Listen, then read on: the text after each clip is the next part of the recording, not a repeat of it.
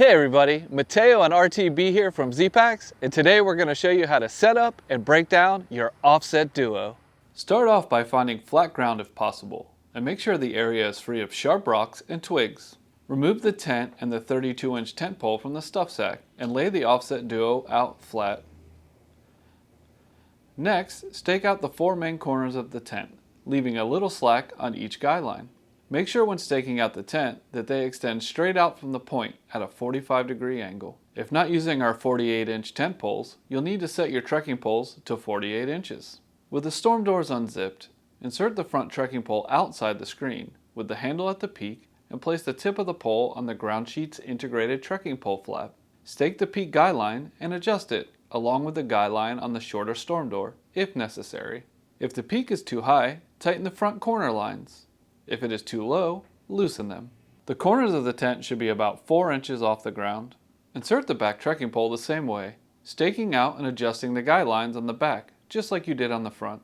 Next, remove the 32-inch tent pole from its sling, and insert one end into the tip pole cup that is attached to the bottom hem on the foot end of the tent. The other end of the pole inserts into the trekking pole cup that's attached with a guy line connected to the canopy wall just above the tip cup. Now, pull the bottom of the 32-inch tent pole to make the tip cup pull the end of the tent out, ensuring the middle of the hem is even with the corners. You'll now want to adjust the trekking pole cup until the top of the tent pole is relatively straight, making sure the pole is centered in the middle of the tent before staking out the guy line. At this point, you'll want to walk around to the head end of the tent and stake out the wall guy line. If the walls of the tent aren't smooth, you may need to reposition the corner stakes or adjust the lines tighter. If the back corners are too low, loosen the back guy lines and tighten the main peak line to pull the front of the tent down and raise the back up. It should be about 4 inches off the ground all the way around.